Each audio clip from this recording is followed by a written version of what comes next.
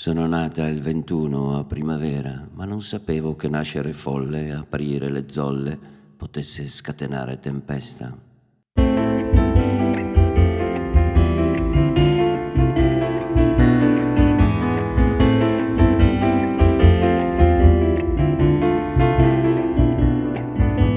Quando ci mettevano il cappio al collo e ci buttavano sulle brandine nude insieme a cocci immondi di bottiglie per favorire l'autoannientamento, allora sulle fronti madide compariva il sudore degli orti sacri, degli orti maledetti degli ulivi.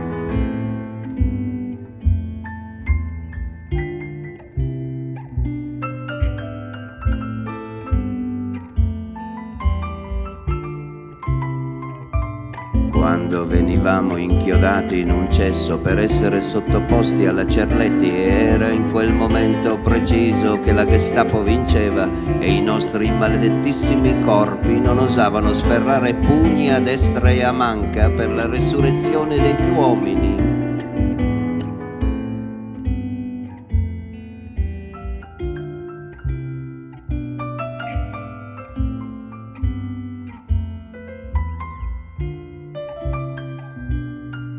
Ma la Gestapo noi adesso vogliamo colpirla e vogliamo instaurare la ghigliottina e anche la rivoluzione francese proprio sul patio ove sorgeva l'oggetto infame delle nostre vicissitudini di uomini, la ghigliottina sorda dal vorticoso silenzio per le teste degli psichiatri adunchi. Noi vogliamo vederle rotolare per terra come delle palle da ping pong.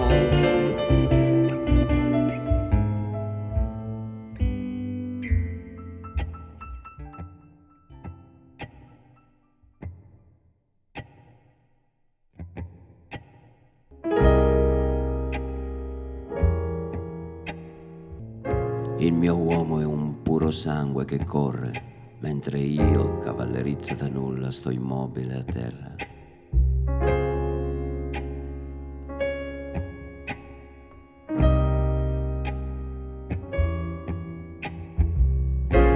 Il mio uomo è una chitarra felice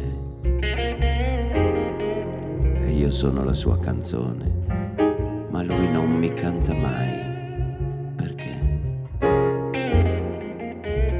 Il mio uomo è un uomo crudele, il mio uomo è la preghiera, è uguale a Rilke, a Garcia, è uguale a Savonarola. Ma il mio uomo tocca altri inguini, altri capelli, è generoso con le fanciulle dorate e lascia a me, povera di vecchiezza e di vita, morire per lui.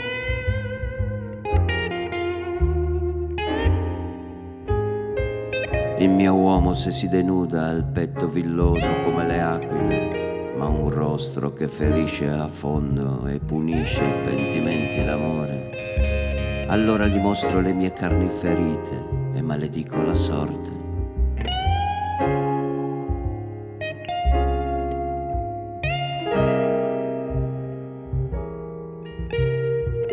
Ma se il mio uomo sorride, io torno a fiorire e divento una bianca luna che si specchia nel mare.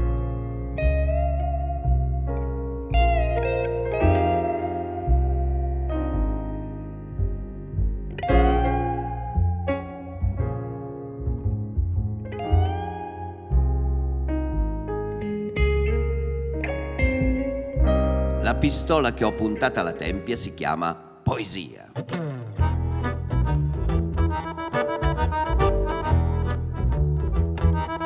Alda Merini è stanca di ripetere che è pazza. Non ho più notizie di me da molto tempo. Ho avuto 36 amanti più IVA. Non so più a chi dare il mio indirizzo. Comunque, io in pieno agosto porto il cappotto. Una volta un vichingo dell'amore riuscì a entrare nella mia ben paludata fortezza di follia letteraria e mi invitò a levarmi il cappotto. Il vichingo era bellissimo, io matura e assonnata, vittima di una sclerosi, ma il paletò non volevo levarmelo. Dopo 3 mesi di assiduo corteggiamento cominciai a pensare che il giovane vichingo volesse vedermi nuda e la cosa non mi dispiaceva. Appena mi levai il paletò guardando la rapita, il vichingo dalla mano lesta lo agguantò fuggendo a gambe levate, lasciandomi lì con una rabbia erotica, cinquantenne, fottuta, inaudita. Sono volgare quanto basta.